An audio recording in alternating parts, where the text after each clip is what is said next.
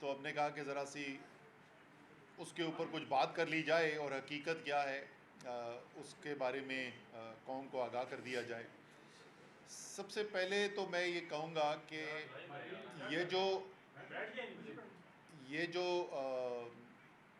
सारा शोर मचा हुआ है कि हमारी बैनुल-अक़वामी कमिटमेंट है और उस बैनुल-अक़वामी कमिटमेंट को पूरा करने के लिए अगर कोई पार्टी कोई तनकीद करती है, आवाज़ उठाती है, तो इसका मतलब जो है वो रियासत पाकिस्तान के ख़िलाफ़ काम कर रही है।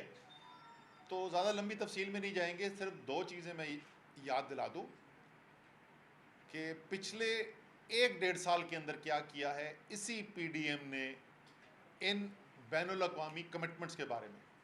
पहले जिस वक़्त पाकिस्तान ग्रे लिस्ट के अंदर था, तलवार लटक रही थी कि हमें ब्लैक लिस्ट के अंदर डाल दिया जाएगा फैटफ की तरफ से और उससे शदीद मुल्क को नुकसान पहुंच सकता है। बड़ी मेहनत की गई, बहुत काम किया गया, उसके लिए फैटफ की जो रिक्वायरमेंट्स थी उसके मुताबिक कानून साजी तैयार की गई और वो कानून साजी जब हम लेकर बैठे अपोजिशन के साथ, तो उन्होंने कहा, उस वक़्त की अपोजिशन के साथ, PDM के साथ, तो उन्होंने कहा कि जनाब या हमारे नैब के मुकदमात ख़त्म होंगे और कानून साजी होगी, ऐसी कानून साजी जिससे हमारे तमाम नैब मुकदमात ख़त्म कर दिए जाएंगे, करप्शन मुकदमात ख़त्म कर दिए जाएंगे, वरना हम इसकी मुखालफत करेंगे। और उन्होंने ज़ुबानी नहीं कहा, उन्होंने कोई टेलीफोन कॉल नहीं की, उन्होंने सिर्फ ख़त नहीं लिखा, उन्होंने फ्लोर ऑफ द हाउस पे आखिरी वक्त तक आके वोट डाले उस फैटफ के कानून के ऊपर जिससे पाकिस्तान ने उस ग्रे लिस्ट से निकलना था और पाकिस्तान का ख़तरा टलना था। उसके ख़िलाफ़ तकरीरें भी की और आखिर में वोट भी डाला। आखिरी मिनट तक पूरी कोशिश की कि सबोटाज कर दें, किसी तरीके से पाकिस्तान फैटफ से बाहर ना निकल सके। ये है PDM के करतूत। अब आ जाए IMF के एग्रीमेंट। यही IMF का मुआहदा जिसके ऊपर इतना शोर मच रहा है कि बहुत जुल्म हो जाएगा और तबाही हो जाएगी अगर IMF के मायदे से कोई आपने बात आप वफाकी हुकूमत से कर रहे हैं, भी मैं उस पर आता हूँ, लेकिन उसको शायद IMF जो है वो उसकी वजह से परेशान ना हो जाए। स्टेट बैंक ऑफ पाकिस्तान का एक्ट जो था वो लाजिम शर्त थी IMF की इस मायदे के लिए। तकरीरें इनकी उठा के देख लें, वोट इनका देख लें, मैं दोबारा बोल रहा हूँ, जुबानी जमा खर्च नहीं, वोट डाला के उस स्टेट बैंक एक्ट के खिलाफ। इन्होंने कहा कि ये ईस्ट इंडिया कंपनी बनाने जा रहे हैं, पाकिस्तान को IMF के पास गिरवी रखाया जा रहा है और पाकिस्तान जो है वो अपनी आज़ादी खो देगा। और उन्होंने आके उस स्टेट बैंक एक्ट के खिलाफ वोट डाला और उसके बाद साबित कर दिया कि सिर्फ और सिर्फ निरी सियासत कर रहे थे, उसका कोई ताल्लुक नहीं था पाकिस्तान के मुफाद से, वो अपनी सियासत कर रहे थे। क्योंकि आज उनको हुकूमत में बैठे हुए 4.5 महीने हो गए, इन्होंने जिक्र भी नहीं किया उस state bank of Pakistan act का। वो जिसको कह रहे थे पाकिस्तान जिससे गिरवी रख दिया गया है, जो ईस्ट इंडिया कंपनी बना दी जाएगी, वो कानून लेकर बैठे हुए हैं। क्योंकि इनको उस वक़्त भी पता था कि ये IMF के मायदे की प्री कंडीशन है, एक लाजमी शर्त है। ये इन्होंने इस IMF के एग्रीमेंट के साथ इन्होंने कोशिश की है वोट डाले में आके। अब ज़रा से बात करें कि अभी तक हकीकत में हुआ क्या है, क्योंकि रौला बहुत ज़्यादा ना, शोर बहुत ज़्यादा है। अभी तक हुआ क्या है? हुआ सिर्फ ये है कि वज़ीर ख़जाना खैबर पख्तूनख्वा तैमूर जगड़ा, जो अभी आपको ज़रा सी इसकी तफसील बताएंगे, उन्होंने ख़त लिखा वफाकी हुकूमत को। उस ख़त की तफसील तो ये बताएंगे, लेकिन उस ख़त का लुब्बे-लुबाब क्या था और वो ख़त लिखने की ज़रूरत क्यों पड़ी, वो ज़रा सा मैं कौम को बता दूँ। जिस वक़्त IMF का मुआहदा करना था, ये क्या करते थे मैंने आपको बता दिया। ये सिर्फ ज़ुबानी उसकी मुखालफत नहीं करते थे, ये ज़ुबानी कोशिश सिर्फ नहीं करते थे कि किसी न किसी तरीके से IMF का मुआहदा जो है वो हो ना पाए। ये असेंबली में फ्लोर पे वोट भी डालते थे उसके खिलाफ कि किसी न किसी तरीके से उस IMF के मुआहदे को रोक दिया जाए। जब PTI से इन्होंने मदद मांगी, उसी PDM की हुकूमत ने, जो उससे चंद महीने पहले ये सब कुछ कर चुकी थी, तहरीक इंसाफ की हुकूमत के लिए मुश्किलात पैदा करने के लिए, तो सिर्फ 24 घंटे के अंदर अंदर खैबर पख्तूनख्वा की हुकूमत जो है PTI की, उन्होंने मस्बत जवाब दिया। उन्होंने कहा कि इसके अंदर कौम का मुफाद शामिल है, इसलिए हम अपना पेट काट कर आपकी वफाक की हाथ मजबूत करने के लिए तैयार हैं ताकि आपका मुआहदा हो सके IMF के साथ। वो और बात है कि उसके 2 महीने गुजरने के बाद भी अभी तक मुआहदा नहीं हुआ। आज उम्मीद है कि आज वो मुआहदा बोर्ड कर देगा अप्रूव। 24 घंटे के अंदर मस्बत जवाब दिया। साथ इन्होंने ख़त लिखा और उन्हें कहा कि जी अगर आप हम चाहते हैं कि हम ये करें, हम बिल्कुल करेंगे, इसके लिए ये कुछ इकदामात हैं जो आपको लेने पड़ेंगे जिससे ये मुमकिन हो सकेगा कि हम आपकी इसके अंदर मदद कर सकें। 2 महीने का लफ्ज़, 2 महीने का वक्त, और मैं आपको ऑन एयर बोल रहा हूँ, मुझे नहीं याद कि कभी 3 साल में वज़ीर था, किसी अपोजिशन के एमएनए ने भी, वज़ीर छोड़ें, किसी एमएनए ने भी मुझसे को रब्ता करने की कोशिश की हो, टाइम मांगा और मैंने उसको टाइम ना दिया हो, कभी एक दिन भी इंतज़ार करवाया हो। 2 महीने सूबे का वज़ीर ख़जाना मीटिंग मांग रहा है, और ये जो ताकत के नशे के अंदर इस वक्त धुत हैं, उनको सवाए डंडे और ताकत के अलावा नजर नहीं आ रहा। किसी ने गलत फहमी इनको पैदा कर दी है कि ये वाइसराय बन गए हैं पाकिस्तान के, किसके ये नुमाइंदे हैं, वो इन्हीं से पूछें कि ये किसके समझते हैं नुमाइंदे हैं कि जो वाइसराय के। 2 महीने वजीर ख़जाना खैबर पख्तूनख्वा यानी खैबर पख्तूनख्वा की हुकूमत को मीटिंग का टाइम नहीं दिया जाता। 2 महीने, इससे बड़ी गैर जिम्मेदाराना हरकत क्या हो सकती है? इनको फिक्र थी कोई IMF एग्रीमेंट की? इनको कोई फिक्र थी IMF एग्रीमेंट की? इनको तो अगर वजीर ख़जाना बोला था और मस्बत जवाब दिया था, इनको तो अगले दिन बुलाना चाहिए था। 2 महीने मुलाकात नहीं की।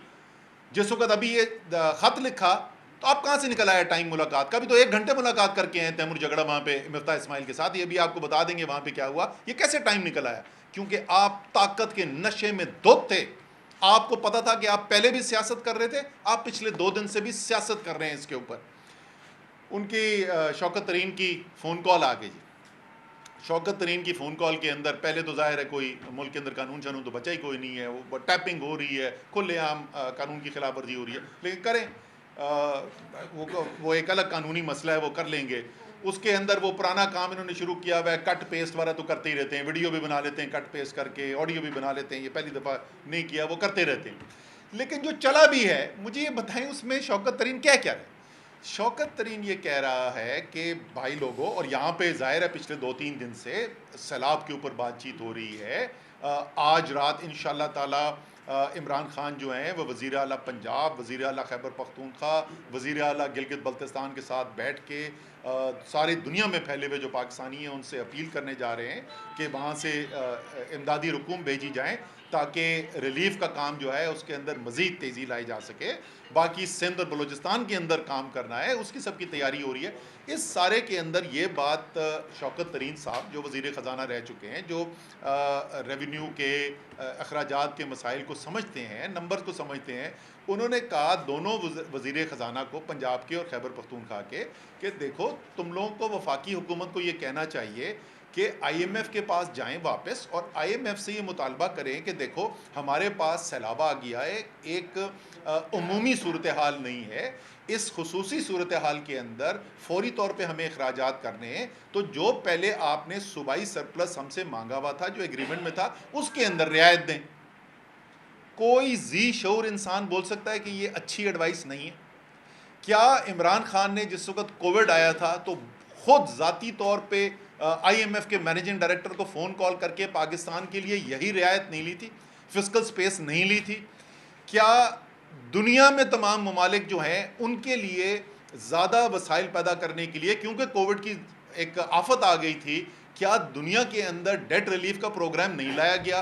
क्या ऑर्गेनाइजेशन ऑफ इकोनॉमिक जो डेवलप्ड कंट्रीज़ हैं उनकी OECD ने क्या कर्ज के अंदर जो है रिस्ट्रक्चरिंग नहीं की थी? क्या ये ख़राब चीज़ होती है तो सारी दुनिया क्यों कर रही थी? इसी तरीके से पाकिस्तान के लिए एक नागानी आफत आई है और उसके अंदर मंतक बनता है। इस वक्त वज़ीर आज़म पाकिस्तान क्या कह रहे हैं? सारे पाकिस्तान से, सारी दुनिया से शहबाज शरीफ जो हैं बाहर की मुल्कों से, कुव्वतों से ये कह रहे हैं कि हमारी मदद करें। एक नागहानी आफत आ गई है मुल्क के अंदर, इसके लिए पाकिस्तान को वसाइल की ज़रूरत है, इसमें हमारी मदद की जाए। मुझे ये बताएं कि अगर आप बाहर की हुकूमतों से पैसा मांग रहे हैं तो आप क्यों नहीं IMF से कहेंगे कि यार सिर्फ हमें इस साल के लिए ये जितना हमें अखराजात करने हैं इसके फ्लड के रिलीफ के लिए, सैलाब के रिलीफ के लिए जो हमें अखराजात करें, उतनी आप हमें गुंजाइश दे दें कि हम अपना पैसा इस्तेमाल कर सकें, हम दूसरों से ना मांगें, हम अपना पैसा इस्तेमाल कर सकें। इसको ऐसे बना दिया जैसे पता नहीं क्या कोई बहुत बड़ा तूफान खड़ा हो गया। जैसे मैं पहले भी कह चुका हूँ कि ये 17 जुलाई के बाद से ख़ास तौर पे इनको वाज़े हो चुका है कि ये इमरान खान का मुकाबला सियासी तौर पर कर नहीं सकते। जिस सियासी मैदान के अंदर जाते हैं इनको शिकस्त फाश नज़र आती है। आगे पंजाब के अंदर बुरी तरीके से शिकस्त हुई उनको, कराची का इलेक्शन हुआ बुरी तरीके से शिकस्त हुई उनको, उसी लिए वो उसके बाद वो लोकल गवर्नमेंट के इलेक्शन से ही भाग गए। अभी आगे इलेक्शंस आ रहे हैं, वहाँ पे भी नज़र आ जाएगा। तो अब ये एक बौखलाई हुई हुकूमत है जो चाह रही है कि किसी ना किसी तरीके से कोई गैर सियासी बुनियाद पे हम कोई मुद्दा खड़ा करके इमरान खान को काबू कर सकें। इमरान खान के साथ पाकिस्तान की कौम खड़ी हो चुकी है और आप जितनी कोशिश करेंगे इमरान खान को दबाने की, वो उतनी ही उनकी मकबूलियत के अंदर इजाफा होता जा रहा है। अब मैं तैमूर से रिक्वेस्ट करूंगा कि दो चीज़ें, एक तो ख़त में इन्होंने लिखा क्या था वो ज़रा सी उसकी तफसील बता दें, और मिफ्ता इस्माइल साहब के साथ जो भी इनकी मीटिंग हुई है उसमें क्या हुआ उसका जिक्र कर दें। बिस्मिल्लाहिर्रहमानिर्रहीम। देखें जी, इसमें असद साहब ने जो पहली बात कही है, जो ख़त उनको 26 अगस्त को लिखा था, उससे पहले उसका थोड़ा सा कॉन्टेक्स्ट बयान करना ज़रूरी है। वो शुरू होता है एक्चुअली फाटा के मर्जर से।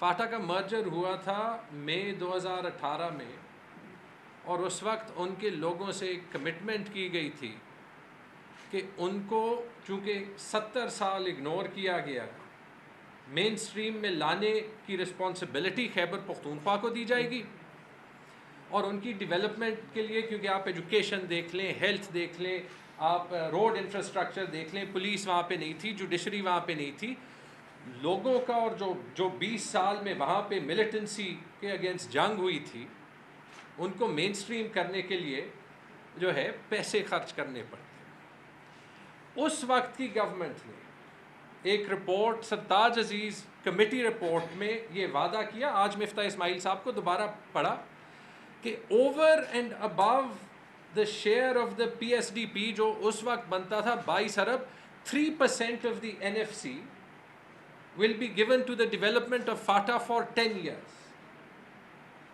वज़ीर ख़जाना जब वो मर्जर हुआ, जब ये कमिटमेंट हुई कबायली अज़ला के लोगों के साथ, और खैबर पख्तूनख्वा को जिस बेसिस पे ये दिया गया, तो वज़ीर ख़जाना उस वक्त थे मिफ्ता इस्माइल साहब, आज वो माने भी, ठीक है।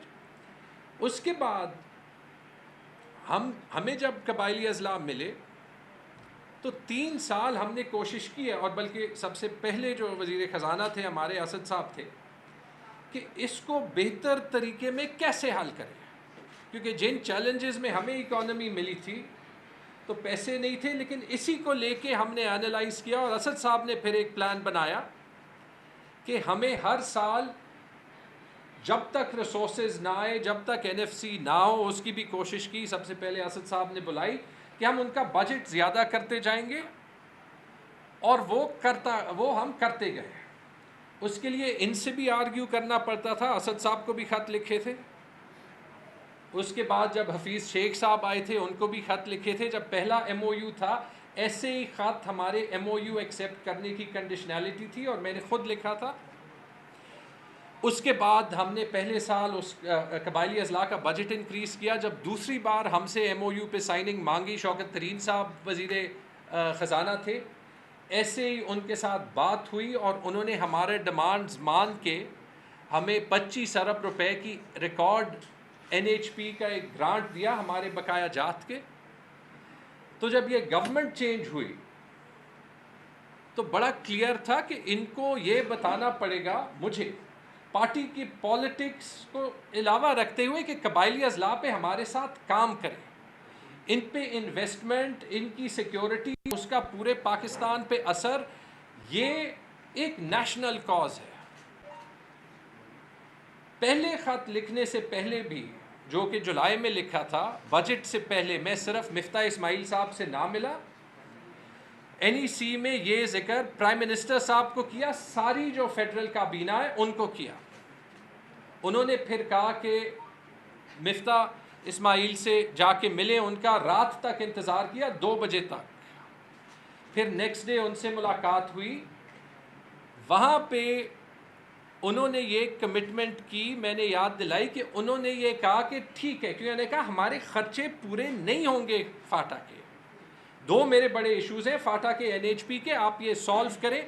उन्होंने कहा मैं अपनी बजट स्पीच में ये कह दूंगा। मुझे बाद में इंफॉर्मेशन मिली कि इन्होंने कैबिनेट में डिस्कस किया, वो नहीं किया। इसको मिफ्ता इस्माइल साहब डिनाई करें कि हम मिले या नहीं मिले उस वक्त। उसके बाद ऑब्वियसली जब IMF के MOU का टाइम आया, हमने हाथ उठाया कि आपको याद है हम पूछ रहे थे अभी आप सरप्लस मांग रहे हैं, तो हमारे साथ बैठे। 5 जुलाई को टाइम मिला जो असद साहब कह रहे हैं। 5 जुलाई को उनसे मीटिंग की। उन्होंने एक 3 लाइन का ख़त दिया, वो भी मैंने जो है वो एज ए कंडीशन निकाला था कि हम आपके इश्यूज़ पे इमीडिएटली आफ्टर काम करेंगे। और उसके बाद मैंने अपने सेक्रेटरी फाइनेंस को कहा कि ना सिर्फ साइन करें, विदिन 24 आवर्स उनको पहुंचाएं, क्योंकि उन्होंने कहा था कि ये नेशनल इंटरेस्ट में है। और 6 जुलाई को ये पहुंचाया। आपको पता है वरना ये सरकारी प्रोसेसेस टाइम लेते हैं, एक मीटिंग ने ये 50 दिन लिए ना। तो 6 जुलाई को उनको वो ख़त पहुंचाया।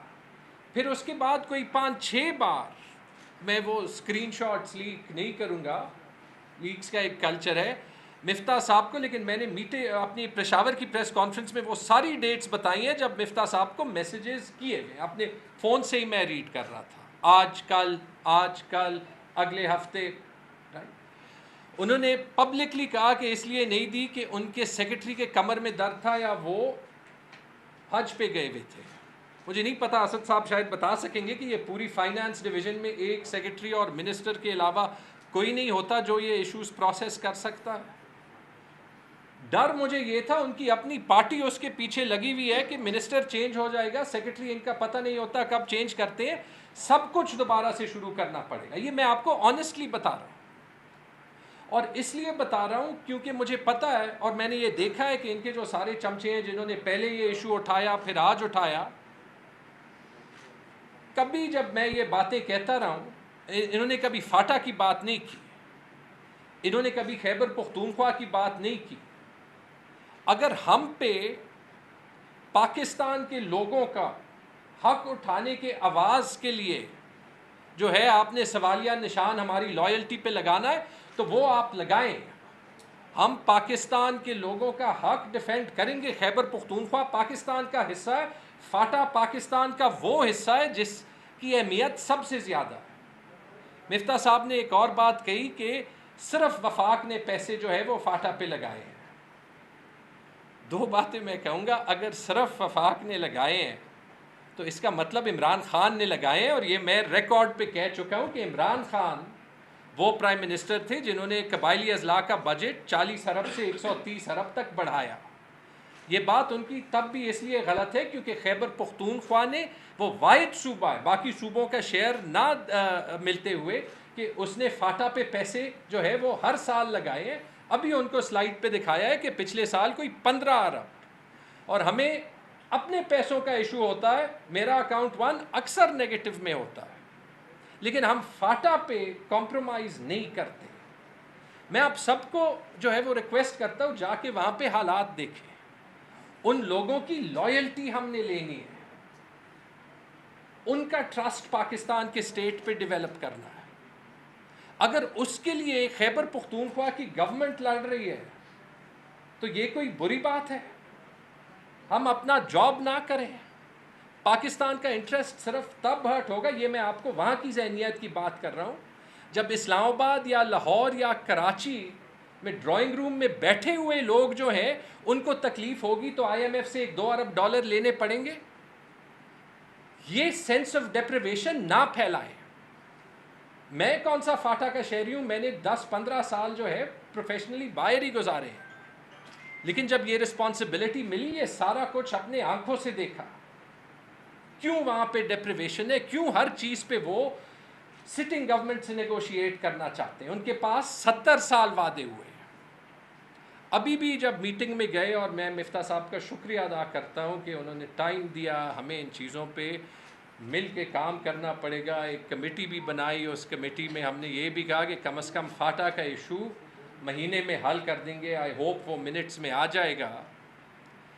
लेकिन वहाँ भी, और मैं ये इसलिए कह रहा हूँ क्योंकि ये सवाल मिफ्ता साहब ने पहले पब्लिकली किए, पोस्टें कितनी बनाई हैं, क्यों बनाई हैं, खैबर पख्तूनख्वा ने पैसा लगाया या नहीं लगाया, खैबर पख्तूनख्वा को तो हम पैसे देते हैं। एक सवाल मैं करता हूँ वो ये कि आप मुझे ये बताएं, और वहाँ पे मैंने किया कि आप ये चाहते हैं कि खैबर पख्तूनख्वा जब NFC नहीं हुआ बाकी सूबे के पैसे कबायली अजला पे लगाए, फेडरल गवर्नमेंट हमें ये कह रही है या नहीं? क्योंकि वो पैसे NFC के शेयर के कबायली अजला के नहीं है। जब NFC नहीं हुआ तो वो फेडरल गवर्नमेंट की रिस्पॉन्सिबिलिटी है कि वो पैसे दे, तो उसका मुझे जवाब नहीं मिला और मिल भी नहीं सकता। आई होप इसके बाद मीटिंग्स जल्दी मिलेंगी, राइट? और यही तो चीज़ें खत में उठाएं, और ना आपको खत लिखना पड़ेगा दोबारा, और ना सारे पाकिस्तान के मीडिया पे तूफान खड़ा करना पड़ेगा कि वज़ीर ख़जाना वफाक का वज़ीर ख़जाना सूबे के साथ मिलकर बैठ जाए। और इस पे भी जी खत पे मैं दो चीज़ें कहूँगा। खत को मैं ऑन करता हूँ, मैंने साइन किया, हो ही नहीं सकता कि मैं ऑन ना करूँ। खत में लिखा, कोई देख ले, चैलेंज कर ले, और ख़ुद लिखा है। कोई कह रहा था किसने लिखा है, मैं जी 15 साल काम कर चुका हूँ कॉर्पोरेट, उसमें खुद अपनी चीज़ें खुद लिखता हूँ, समरीज भी अक्सर खुद लिखवाता हूँ। खत में आप ऑन करते हैं जी, खत को मैं ऑन करता हूँ क्योंकि उसमें लिखा है। मुझे ख़त्म करने दें, मुझे ख़त्म करने दें। खत में लिखा है कबायली अजला के बजट का इशू सॉल्व करना चाहिए। खत में लिखा है कि NHP के जो रनिंग फाइनेंसेस हैं वो हमें देने चाहिए, जैसे अपनी गवर्नमेंट में पिछले साल में 68 अरब रुपए मिले थे। ये भी एक MOU के तहत है, और वो MOU भी साइन हुआ है 2016 में, और उस पे साइन है परवेज़ खटक के और ख्वाजा आसिफ के। लेकिन जब से ये गवर्नमेंट आई है हमें 1 रुपये नहीं मिला। तो ख़त को मैं इसलिए ऑन करता हूँ, और उसमें तीसरी चीज़ ये लिखी है कि NFC बुलाएं ताकि हम ये इश्यूज़ परमानेंटली सॉल्व करें। और उसमें चौथी चीज़ ये लिखी है कि जब सैलाब आया और ये हमारा डेफिसिट पहले से है, तो हम कैसे सरप्लस छोड़ने के पोजीशन में होंगे। उसमें जानबूझ के ये नहीं लिखा कि हम अपनी IMF की कमिटमेंट से पीछे जाएंगे, कोई जाके ये दिखाए। और ये इसीलिए लिखा इस तरीके से कि स्टेट को कोई डिफ़िकल्टीज़ ना पड़े। ऐसे नहीं किया कि हमारे MNAs ने उसी IMF के डील के अगेंस्ट जाके पार्लियामेंट में वोट किया। इसी वजह से इसी तरीके से लिखा, और इसीलिए जो है वो ऑन करता हूँ क्योंकि वो हमारे लोगों के इंटरेस्ट में था, वो पाकिस्तान के इंटरेस्ट में था, और करना इनको ये चाहिए था कि वही इस्तेमाल करके, और मेरे ख्याल में वो करेंगे भी आगे अपनी सियासत खेल के, ये इस्तेमाल करके IMF को दिखाना कि ये जो अभी 10 अरब डॉलर का कॉस्ट आएगा, 2010 में आया था, 10 अरब डॉलर होते 2000 अरब रुपए। इसमें जैसे हमने कोविड में एडजस्टर लिया था, डेट जो है वो रिस्ट्रक्चर किया था, कि ये कंडीशनैलिटीज़ जो हैं वो ये आसान करें। और अगर ये गलत होता तो कल इस पे फॉरेन मिनिस्टर बिलावल भुट्टो का भी ये बयान ना आता। तो बिल्कुल जी मैं उस बात को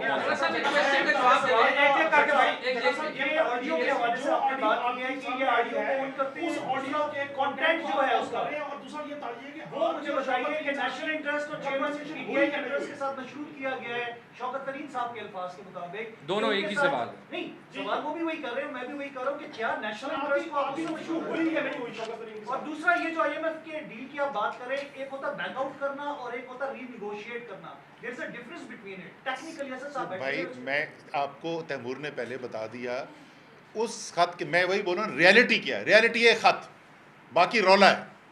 हकीकत सिर्फ अभी तक एक खत है। उस खत के अंदर कहीं लिख रहा है कि हम रिनीज करें डील से, कहीं पे लिखा हुआ है। वहाँ पे हो क्या रहा है, एक ट्वीट आती है, वो ट्वीट में कहते हैं जी उन्होंने IMF को खत लिख दिया। वो झूठ साबित हो गया। IMF को कोई खत नहीं निकला, ये झूठ निकला। उसके अंदर ये लिखते हैं कि ये लिखा गया है कि हम डील से निकल जाएंगे, वो झूठ साबित हुआ। सोशल मीडिया पे लगा हुआ है, खत जाके पढ़ लें, सब पढ़ सकते हैं। तो देखें ऑडियो का कंटेंट, पहली बात तो ऑडियो हुई, पहले हुई ऑडियो, खत बाद में लिखा गया। तो एंड रिजल्ट क्या निकला? जो भी बातचीत हुई उसका एंड रिजल्ट मुझे ये बताएं। आप सब में से हमें अपने आप को अगले कुल नहीं समझना चाहिए। आप सब में से हमें बता दें कि उस खत में, तैमूर झगड़ा के खत में मुतरज़ा क्या बात है? एक चीज बता दें। आपका क्वेश्चन ये, एक सेकंड, आपने कहा कि जो शौकत तरीन साहब ने इसलिए कहा क्योंकि मुल्क इस वक्त सैलाबी कैफियत में था, एक गुड फेथ के अंदर ये बात हुई। उस ऑडियो के अंदर वेरी क्लियर है क्योंकि हमारे ऊपर केसेस बने, हमें उन्होंने आगे सुने सर, पहले सवाल सुने ना सर। नहीं, ऐसा नहीं है ना। मोहसिन लगारी साहब ने कहा, मैं समझ गया सर एक सेकंड सवाल तो करने जी, मैं समझ गया। मोहसिन लगारी साहब ने कहा कि जी कोई स्टेट, हम कोई ऐसा, उन्होंने कहा मैं क्वेश्चन कर लूं कि ऐसे तो नहीं, हम एंटी स्टेट तो नहीं जा रहे। तो उन्होंने कहा जी एंटी स्टेट तो नहीं, हम चेयरमैन के खिलाफ तो नहीं जा सकते, केसेस है ये। उसके अंदर वेरी कॉन्टेक्स्ट वेरी क्लियर है कि क्योंकि उन्होंने आपके ऊपर केसेस बनाए, जिसलिए ऐसा नहीं है। मैंने भी सुना है उसको। जाहिर है उसकी बेहतरीन तशरीह तो शौकत तरीन साहब खुद कर सकते हैं। उनसे उन्होंने पूछा कि यार ये रियासत के खिलाफ तो नहीं है। उन्होंने ये नहीं कहा हाँ ये रियासत के खिलाफ है, लेकिन हमने फिर भी करना है, ये उन्होंने नहीं कहा। ठीक है, उन्होंने कहा, सर मैं सुन लेना, उन्होंने कहा कि उन्होंने सवाल पूछा जिस तरीके से अभी मैंने आपको पहले बताया कि यार ये जो PDM कर रहा था, ये क्या रियासत के खिलाफ था? जो PDM सिर्फ बातें नहीं कर रहा था, फोन कॉल नहीं कर रहा था, actual floor of the house पे वोट डाल के IMF की डील को सबोटाज कर रहा था, एक्चुअल असेंबली में वोट डाल के फैटेफ को सबोटाज कर रहा था। क्या ये रियासत के खिलाफ था? ये नहीं था। इसका मतलब, ये सवाल पूछने का मतलब ये नहीं है कि हम कह रहे हैं कि हम रियासत के खिलाफ काम करना चाहते हैं।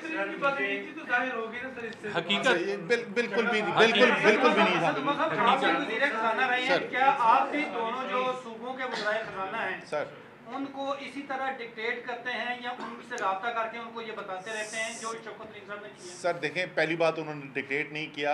आपने उन्होंने, ओ भाई मैं बोल रहा ना, को उनकी इन लोगों के साथ काम किया है, वो फेडरल फाइनेंस मिनिस्टर रह चुके हैं, उनकी वर्किंग रिलेशनशिप है, वो उनको मशवरा देने का पूरा हक पहुंचता है, उसमें क्या खराबी है? शौकत तरीन का मोहसिन लगारी से या तैमूर झगड़ा से फ़ोन पे बात करना और मशवरे देने में कोई गलत बात नहीं है। ठीक है ना? अब मशवरे पे आ जाए ना, अब मशवरे सर सुन लेना। जो खत मैं फिर वही बोलूँगा, मोहसिन लगारी के तो खत ही कोई नहीं है।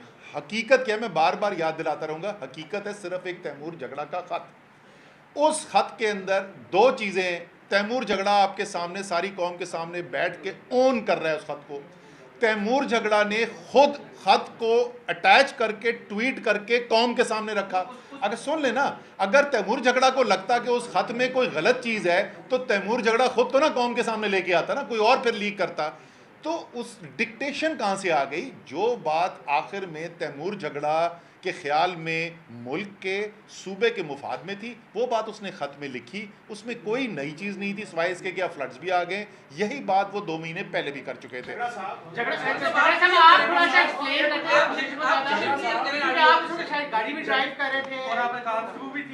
देखिए हकीकत एक जी सादा सी बात है, आपकी शौकत तरीन साहब के साथ की जो गुफ्तगू है ये हुई है नहीं हुई है, या आपने भी कहा कि ब्लैकमेलिंग होगी, आपने भी कहा कि ब्लैकमेलिंग होगी। हकीकत सुन ले, हकीकत सुन ले।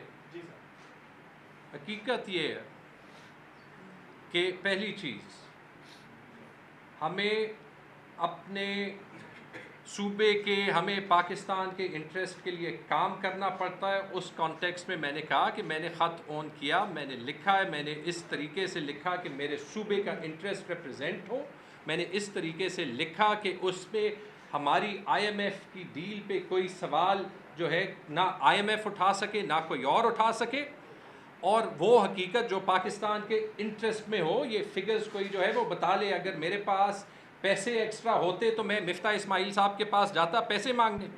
ठीक है, पहली चीज़। दूसरी चीज़ ये भी सुन ले कि जब ये कल्चर होगा, मैं जानबूझ के कौन सी चीज़ उसमें जो है वो कही गई है नहीं कही गई है इस पे इसलिए कमेंट नहीं करूँगा, क्योंकि जब तक ये कल्चर होगा कि फ़ोन रिकॉर्डिंग्स होंगी, जब मर्ज़ी रिलीज़ की, जैसे मर्ज़ी रिलीज़ की, नहीं की, कभी मेरे फ़ायदे में होंगी कभी मेरे अगेंस्ट होंगी, लेकिन अगर उस बेसिस पे कोई मेरे से ये सवाल करेगा राइट कि अपने सूबे के या अपने मुल्क के या as a politician, as a minister अपनी इंटरेस्ट्स डिफेंड करने के लिए जो मैं करूँगा उससे मैं पीछे हटूँगा, द आंसर इज़ नो, नहीं, वो मुझे करना पड़ेगा। तीसरी चीज़ जो मुझे सबसे ज़्यादा तकलीफ़ देती है, खैबर पख्तूनख्वा के फाइनेंस मिनिस्टर होते हुए और एक ऐसे पाकिस्तानी होते हुए, एक उस क्लास में होते हुए जो कि शायद 99% पाकिस्तानी से ज़्यादा प्रिविलेज्ड है,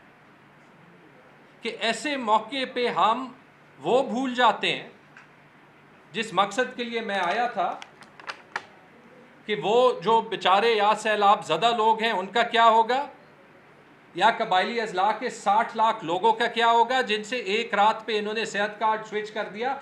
अब मैं मुंशियों की तरह जो है वो उनको अकाउंट्स दिखा रहा हूँ, और हम इस पे आ गए कि उस फ़ोन कॉन्वर्सेशन में कौन सी चीज़ सही थी या कौन सी चीज़ सही नहीं थी। मैं लग जाऊंगा, आप इस पे हेडलाइन लगाएं, लेकिन मेरे लिए ज़रूरी है कि पाकिस्तान के इंटरेस्ट ना हर्ट हो, कि खैबर पख्तूनख्वा जो है वो तरक्की करे ताकि एक ज़्यादा सिक्योर पाकिस्तान बने, ताकि दोबारा मिलिटेंसी ना हो। और वो इस तरीके से नहीं होगा कि एक एक पैसे के लिए यहाँ आके रोना पड़ेगा, और मीडिया भी तभी घास देगी जब खैबर पख्तूनख्वा हेडलाइन में आएगा, जब कोई आपने कोई नेगेटिव न्यूज़ चलानी होगी। उस दिन नेपरा की मीटिंग में मैं आपको फ़र्क बताता हूँ। नेपरा की मीटिंग पे जब NHP में हुई तो एक दूसरे सूबे से जो है वो आए थे, उन्होंने कहा कि जी ये हमारा MOU फ़र्क है, तो हम इस MOU के इम्प्लीमेंटेशन के हक़ में नहीं है। तो मैंने वहाँ पे जाके कहा, सर तैमूर झगड़ा इस सूबे का केस लड़ेगा CCI में, लेकिन आप फैसला सही करें, राइट, लगाते जाएं जो आपने वो करने हैं, सवाल करें जो आपने करने।